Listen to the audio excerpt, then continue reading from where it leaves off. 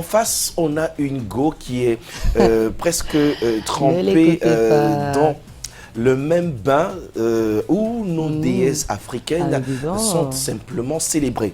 Et quand on voit le détail de cette go, comment un homme comme Singila peut négliger une go comme Patricia Lumumba? En tout cas, on dit merci à Singila, Mr. Singila, pour cette très très belle chanson. On va revenir sur les détails de cette tenue.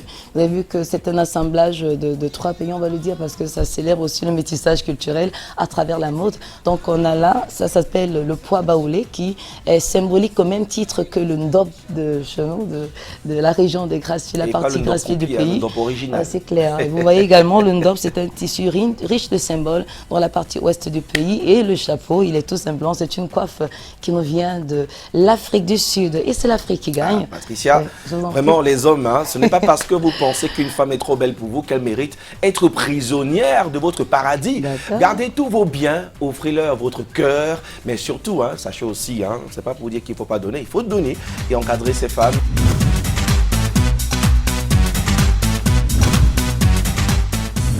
Good morning, televiewers. I'm Subiru Madina. I'm for the contest Jeune Présentateur, and we are here to have a discussion with the presenters of Canal Matin, who are going to ask them some questions, and I think they will have some answers to them. Thank you. Massa! C'était quoi le massa? C'est votre... C'est le cri de guerre, c'est le cri de guerre.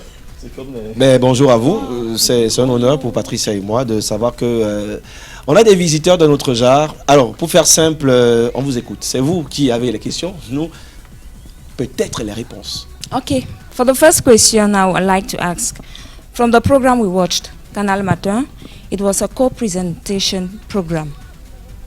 Can you briefly tell us how co-presentation is being managed? Because sometimes a presenter might maybe get stuck in saying a word. So how does the other presenter, that's the co-presenter, comes in order not to leave, how can I put it, in order not to leave the space blank? Okay.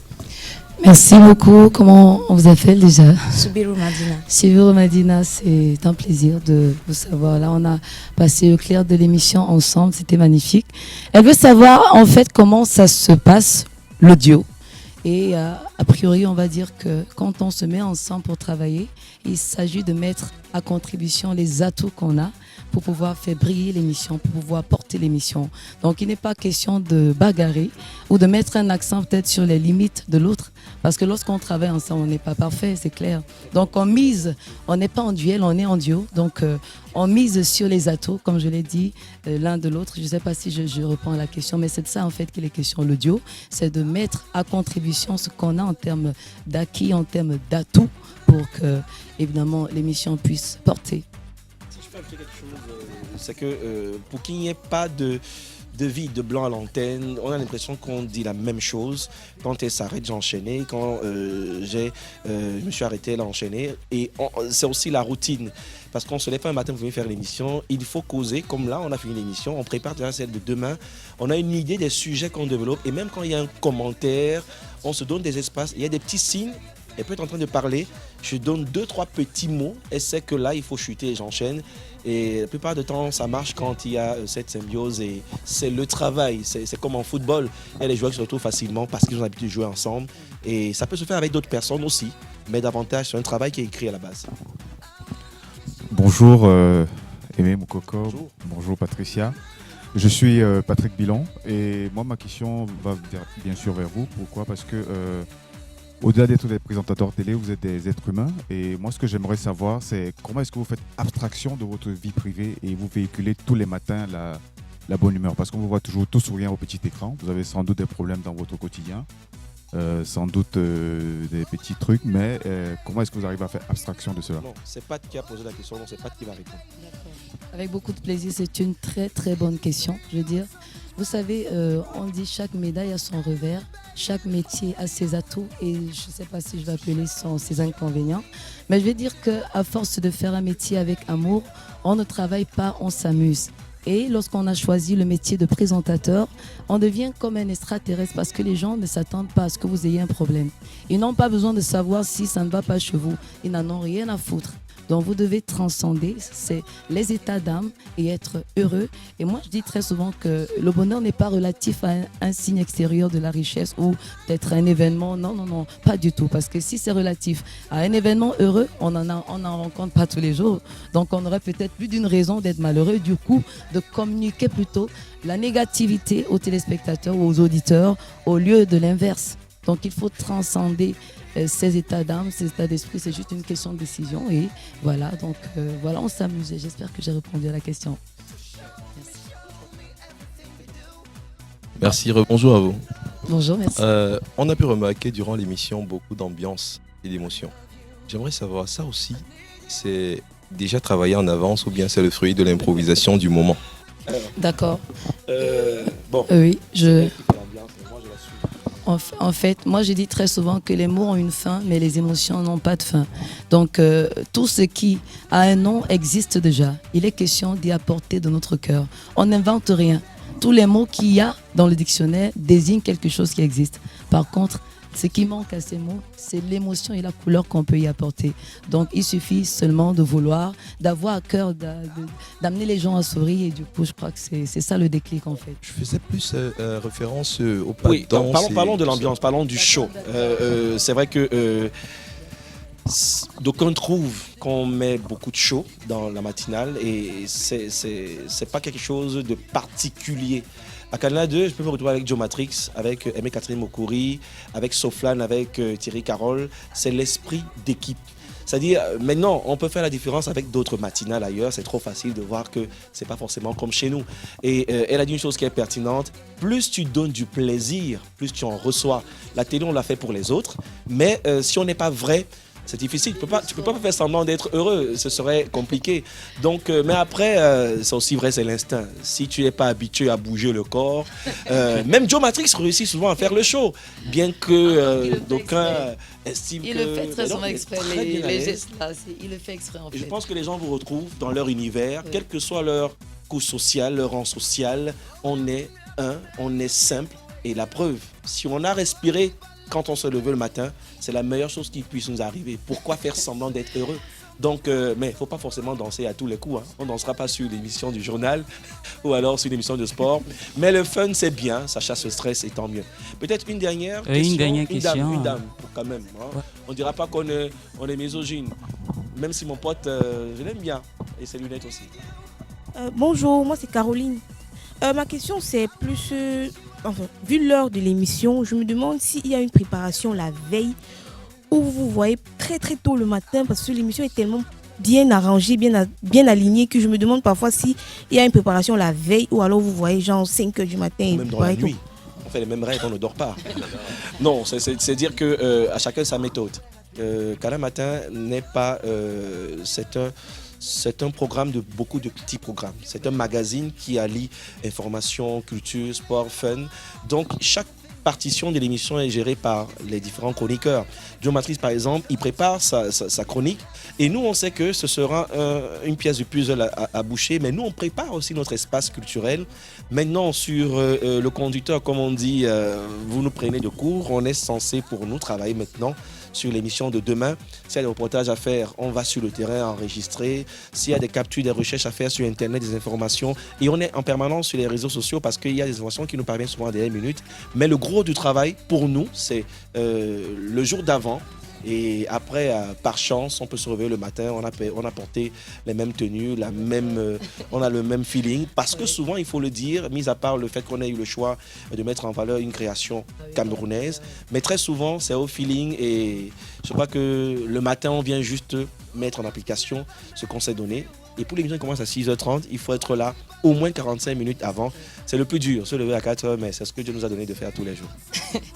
Oui, j'allais dire aussi que l'émission connaît ce succès grâce à, à l'excellence de ses chroniqueurs, parce que c'est des chroniqueurs qui maîtrisent leur sujet.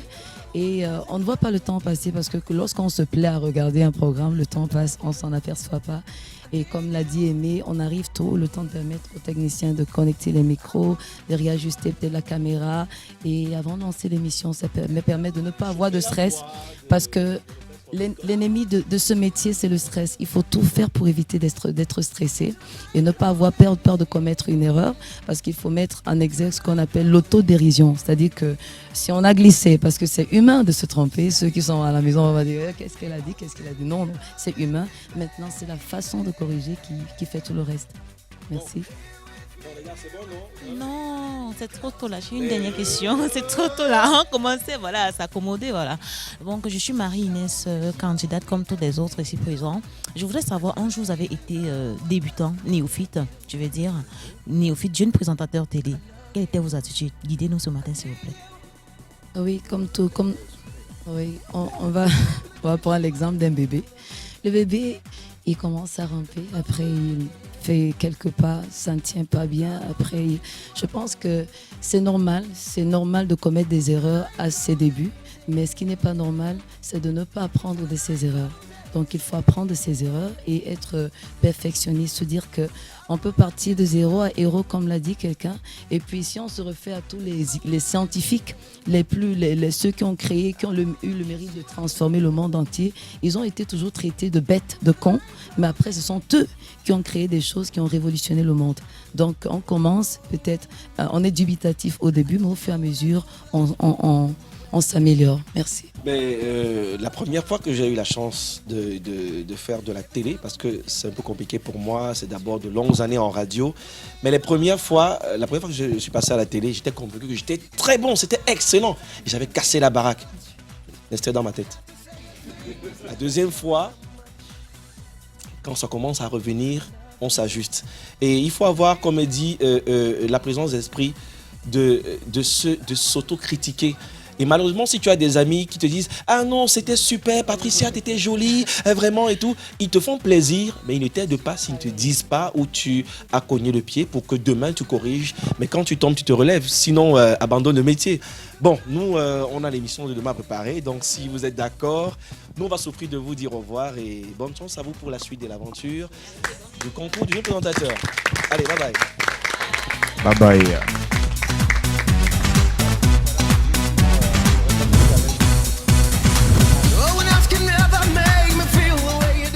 Salut mes chers amis. Salut. Salut, merci. La semaine a été super bien. super bien. Pour tout le monde aussi. Ouais. Vous avez fait quelques exercices dans la semaine. Qui a touché la caméra avant aujourd'hui? De la dernière fois jusqu'à aujourd'hui.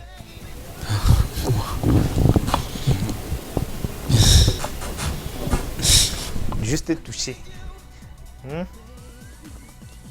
C'était pour rester quoi? Non, ce n'était pas pour enregistrer, c'était juste un peu pour manipuler. C'était pour rester quoi, mon cher? Les obsèques du père de mon ami. Ouais, professionnel. Les obsèques. Et toi, c'était pour rester quoi? Un mariage. Un mariage. Mais quand vous avez le gombo comme ça, appelez-moi aussi, non? Hein, mes amis? Bon, c'est juste pour détendre le climat. Et la dernière fois, je crois, on a vu quelques points essentiels sur les objectifs.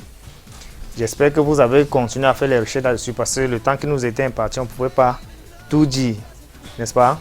Vous avez fait quelques recherches, vous avez pris les objectifs, vous avez observé sans doute. Ne secouez pas seulement la tête, j'espère que c'est vraiment ce que vous avez fait. Parce que c'est ce que moi aussi j'ai fait. Comme on parle de quelque chose de nouveau, je vais faire des recherches après pour avoir ma propre idée. D'accord? Et moi, j'étais sur YouTube où j'aime enregistrer des vidéos oui, où on enseignait comment utiliser les objectifs. Ça, c'est une très bonne idée. Parce que YouTube, c'est parce que nous avons tous Internet dans nos poches. Mais c'est quoi si on utilise ça justement pour faire des recherches pareilles? On a une école, on est ouvert sur le monde, d'accord? Vous aurez peut-être des gens qui vont parler mieux que moi. Moi, je connais, mais transmettre, c'est ça qui est compliqué. D'accord? Voilà, bon, aujourd'hui, on va parler d'autre chose. N'est-ce pas? Aujourd'hui, on va parler des plans. Des plans. On va parler des plans, sachant que le plan, pour vous, c'est quoi? Moi, le plan, c'est un espace. Un espace, c'est la zone d'enregistrement. Oui. espace. Oui, votre avis? Pour moi, un plan, c'est un morceau de film entre un raccord. Ok. Bon, juste pour dire, nous avons, avant d'arriver donc à la définition, sachez que le plan déjà a pour rôle, n'est-ce pas, de faire évoluer le récit. Il doit transcrire fidèlement les sentiments, le décor et l'environnement, l'ambiance. D'accord? Bon, maintenant, pour venir à la définition du plan, nous retenons que le plan, c'est l'enregistrement là qu'on fait entre, je peux peut-être, parce que je vais parler étymologiquement, entre le déclenchement et l'arrêt de la caméra. Ça, c'est un plan. Maintenant, ça peut contenir n'importe quoi là-dedans. À ne pas confondre avec la valeur du plan. On voit la différence? Voilà, donc il fallait un peu faire cette différence-là. Et à côté de tout ça, on entend souvent plan, valeur de plan et le cadre. C'est quoi? On arrive à dissocier ça comment? C'est quoi le cadre? Votre avis, hein? Ne craignez pas que ce soit ça ou pas. C'est quoi le cadre? Moi, un plan reste sur place et le cadre, on peut donner à un plan plusieurs types de cadres, de cadrage en fait. Oui. Votre avis?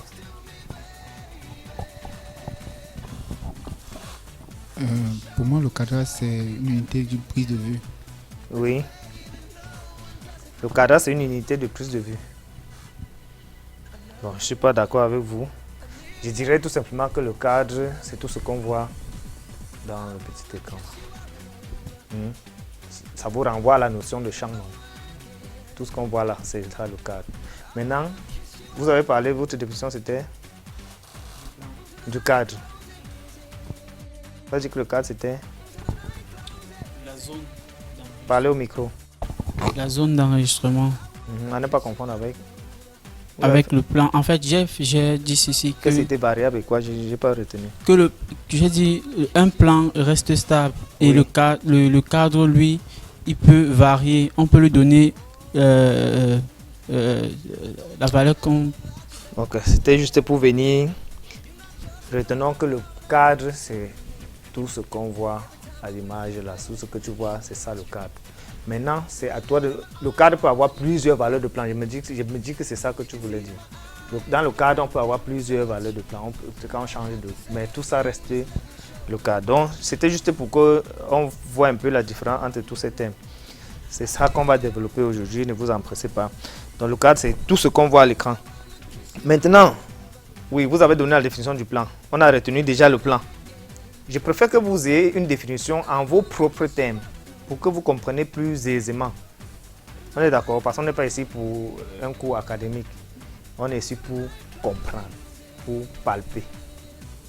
Donc on a retenu que le plan, c'était quoi?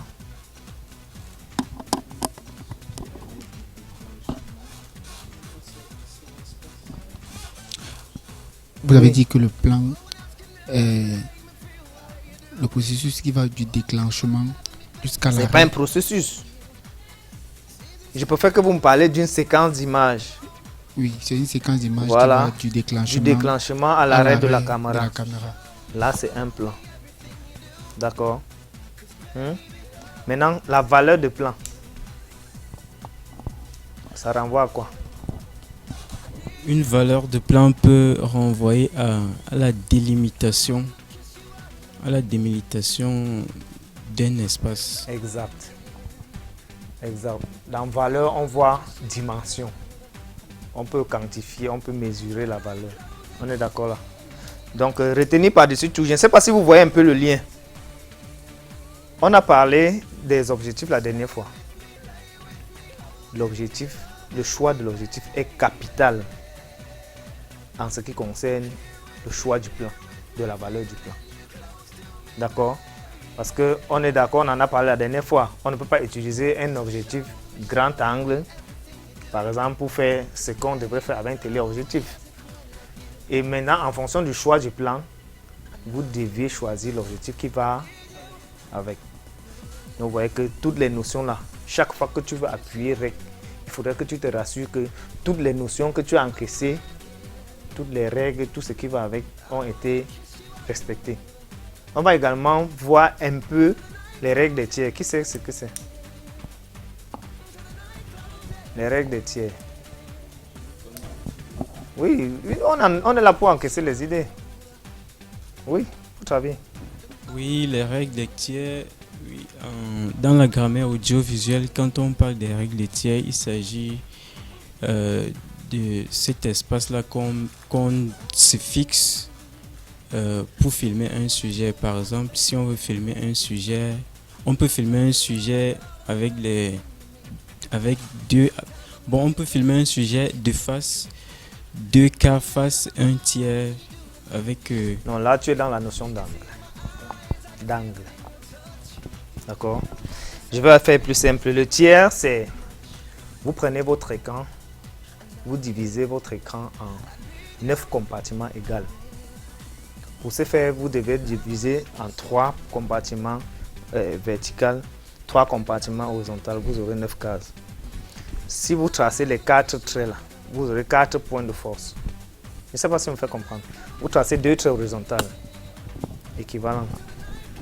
Vous tracez 2 traits verticaux. Vous aurez 4 points de force. C'est ça les tiers. Les colonnes là, c'est ça les tiers. Maintenant, les points de force là, c'est là où vous positionnez vos images. D'accord? Si vous avez un sujet debout, il serait conseillé. On connaît les règles, mais les règles sont le plus souvent faites pour être brisées, c'est ce qu'on dit. Je ne suis pas ici pour vous apprendre à briser les règles. Mais il faut connaître. Pour briser une règle, il faut d'abord la connaître. Parce que si tu la connais, tu sais comment tricher. D'accord? Mais si tu ne connais pas, tout ce que tu vas faire relèvera de la cacophonie. Bon, je disais donc les tiers, vous divisez l'écran en 9 cases égales. Pour ce faire, vous tracez 2 traits verticaux, 2 traits horizontaux. Vous avez les points de force. Il est conseillé, si vous avez le centre de regard par ici, de placer le sujet sur une ligne de force et vous laissez de l'espace dans le centre du regard. Vous voyez souvent, on filme les gens, on les excentre un peu. Vous ne vous posez pas souvent la question pourquoi il n'est pas au milieu, pourquoi. Vous vous êtes souvent posé cette question sûrement. Voilà, justement, c'est parce que la personne respecte ces règles. Et c'est une règle du cadrage.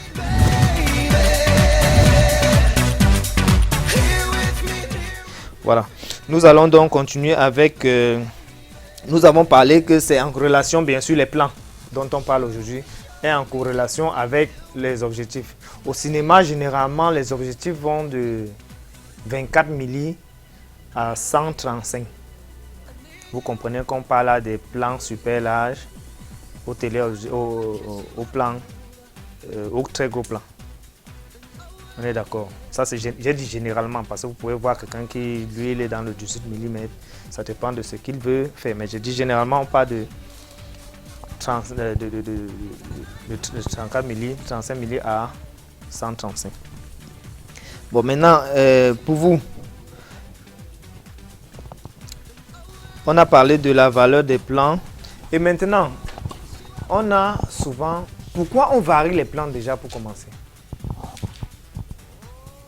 Parce qu'on veut, parce qu'on veut exprimer quelque chose à travers ces différentes valeurs de plan. Parce qu'on veut exprimer quelque chose à travers ces valeurs de plan. Ok. Oui. Juste. Pour illustrer ça, si on a un sujet en train de se lamenter, le premier plan qui vous prend à la tête, c'est quoi? Un très gros plan.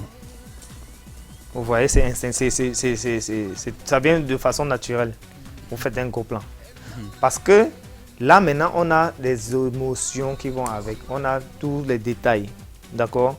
Par contre, si on a un jardin qu'on veut montrer. Plan lâche. C'est les plans lâches. Donc, vous comprenez que le choix du plan est assez pensé. Chaque plan n'est pas au hasard. Quand ça vient de vous, comme ça m'arrange. D'accord? Parce que quand vous arrivez, quand on vous donne un découpage technique, c'est pourquoi il est même nécessaire de faire le découpage technique avant d'aller tourner. Ça, c'est pour ce qui est prévu. Bon, aux news, on ne se retrouve pas toujours en train de le faire. Mais si vous voulez faire un reportage sérieux, un documentaire par exemple, vous pouvez faire votre découpage technique. En quittant de chez vous, vous savez quel plan vous allez faire avant d'arriver sur le terrain. Voilà. Vous avez votre, si possible, même vous faites un storyboard, vous dessinez tous vos plans. Les gens m'ont dit que c'est beaucoup de travail, mais c'est très très capital. Bon, puisqu'on est déjà dans les plans, on peut citer les plans qu'on connaît.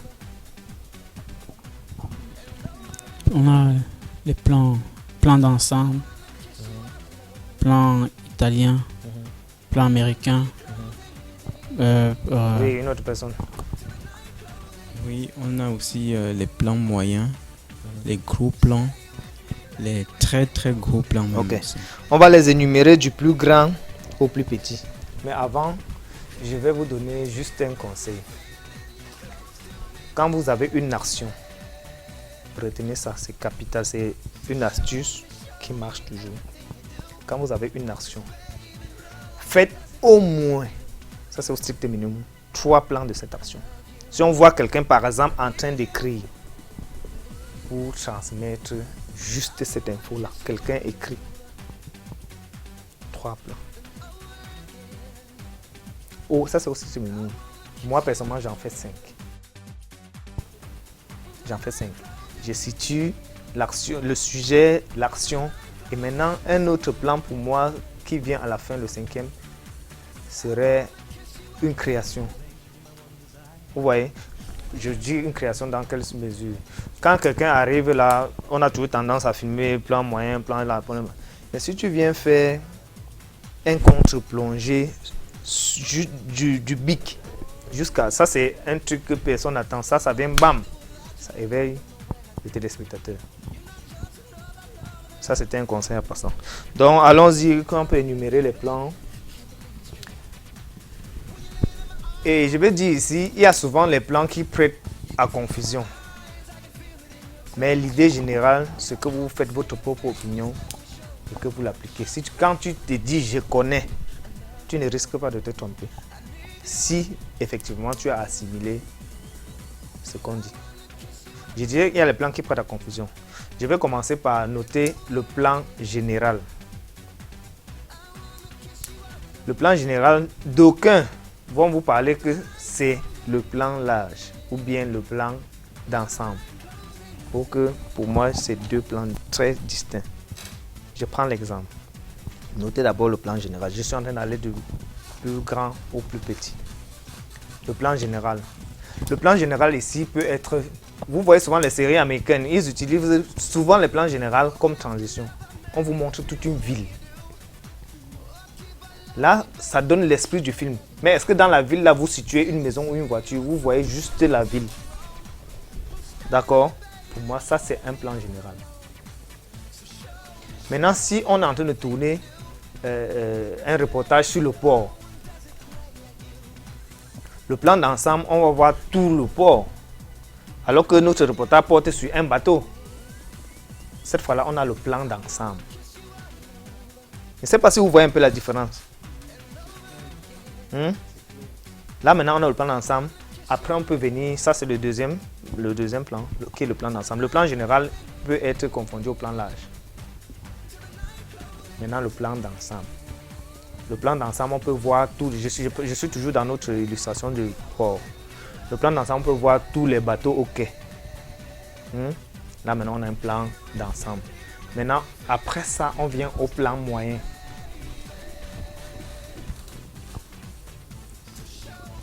Le plan moyen, on peut voir juste notre bateau. D'accord? Bon, maintenant, souffrez que je ramène ça à l'homme.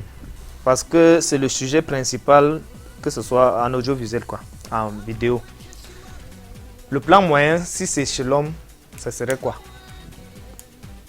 Bon, je pense que si c'est chez l'homme, ça serait du plan qui tend de la tête jusqu'à la plante des pieds. Voilà, ça c'est le plan qu'on n'a pas beaucoup de choix. Une fois qu'on a fait le plan moyen, tout ce qui nous reste à faire, c'est gauche-droite. Plus que la valeur déjà coincée. D'accord? Là, on a le plan moyen. Après le plan moyen. Le plan italien. Le plan italien, oui. C'est le plan italien. Le plan italien a encore un autre petit nom. Pas beaucoup connu du milieu, mais juste c'est un autre petit nom. D'aucuns l'appellent, c'est beaucoup plus en français, le plan moyen haut. Ça veut dire on saute juste le pied, on arrive au niveau de la cheville, après la cheville. D'accord? Ils appellent ça le plan moyen haut. Mais en fait, c'est le plan italien. Et les origines du plan italien, une petite idée? Oui. En fait, le plan italien vient du fait que lors des défilés en Italie, il y avait... Exact. Là, le plan italien, c'était beaucoup plus pour les défilés de mode. On avait les jupes qui dépassaient le genou. Et puisque le sujet, c'est la jupe, on allait un peu plus bas que le genou. D'où les plans italiens. Après le plan italien, nous avons le plan américain. On attend toujours le plan camerounais. Et sûrement tous vous savez pourquoi le plan américain. Le plan américain à l'origine c'était pour les westerns. Parce qu'on voyait les westerns avec les pistolets là. Puisque c'est un sujet qu'il fallait dans le décor, un outil qu'ils utilisaient, donc il fallait le montrer. C'est pour ça qu'on allait plus bas que le Colt. Bon, le Colt c'est le modèle de fusil que les westerns utilisent là. On allait plus bas donc on se retrouvait au-dessus des genoux, pratiquement à mi-cuisse. Ça c'est le plan américain. Maintenant après on a le plan taille. À partir de là d'aucuns mettent déjà rapproché. Parce qu'à partir de là on voit déjà les émotions. D'accord? Parce que nous, quand nous voyons de loin, nous avons le plan d'ensemble qui nous situe. Nous avons le plan moyen qui nous présente le sujet et l'action. Le sujet et l'action. Nous redoutons qu'à partir du plan large ou bien le plan d'ensemble, on est encore dans les super grands, on est encore dans les grands angles, je veux dire. Donc on peut être dans les 24, 35 milli. Ça, c'est pas d'objectif. Mais à partir de plan taille, on peut être déjà entre 35 milli et 50. Le plan taille, c'est juste au niveau de la ceinture. D'accord? Bon, à chaque fois, ça dépend des tailles de chacun. Mais là, si vous avez 1 centime plus bas, 1 centime plus haut, l'essentiel, c'est qu'on soit au niveau de la hanche. Ça, c'est le plan taille. Après le plan taille, le plan rapproché, poitrine. Ça vaut la peine de préciser poitrine. Plan rapproché, poitrine. Là encore, on est dans les émotions. On peut rester à 50 milli. On a toujours une bonne image avec 50 milli à ce niveau. Plan rapproché, poitrine. Bon, il y a un autre plan qui n'est pas beaucoup utilisé et qui fait un peu souvent bavarder. On a un autre plan rapproché. Plan rapproché, épaule. C'est intermédiaire entre le gros plan et le plan rapproché, poitrine.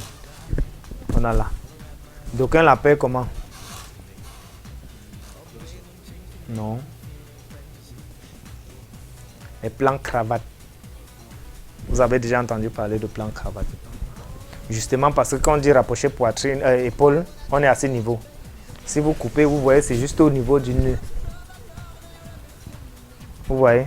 Donc, vous pouvez cibler pour faire le plan rapproché épaule. Vous pouvez juste cibler la cravate et vous avez le plan rapproché épaule. Parce que puisque on a un peu une descente là, quand vous coupez au niveau de l'épaule jusqu'ici, vous tombez exactement au nœud de la cravate. Donc, plan rapproché, épaule ou plan cravate. Voilà. Après le plan cravate, on a quel plan? On a Gros plan. le gros plan.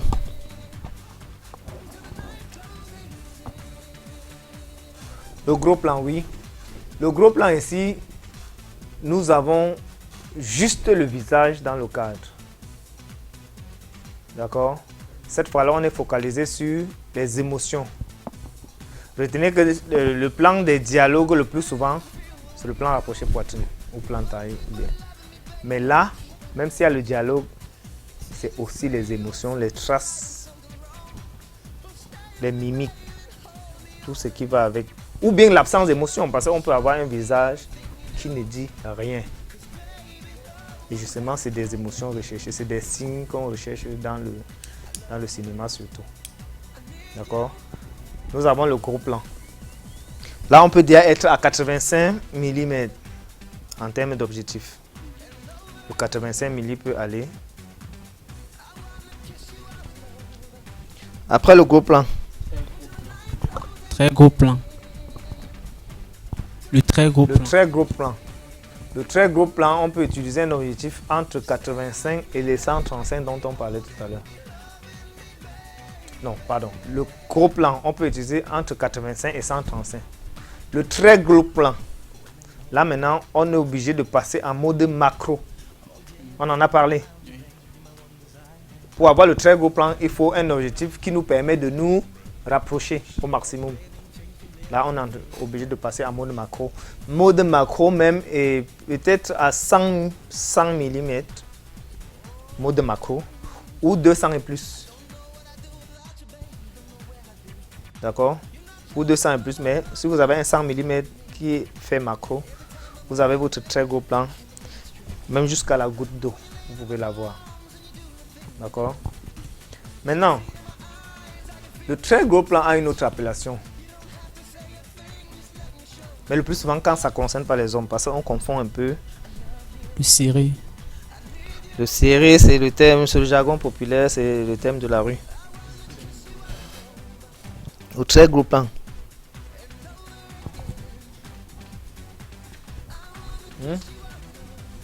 Quand c'est l'extrême. Tu extrémises vraiment. Non, le très gros plan, on le qualifie souvent d'insert. Parce que là, pour filmer par exemple un tatouage sur le côté de l'épaule de quelqu'un, ça c'est le très gros plan. Mais cette fois-là, on n'appelle pas toujours ça très gros plan. On parle d'insert. C'est un mot que vous connaissez, non? Ça peut être juste le bout du bic qui écrit un mot. Cette fois-là, c'est le très gros plan. Mais on parle plus d'insert. D'accord? So show me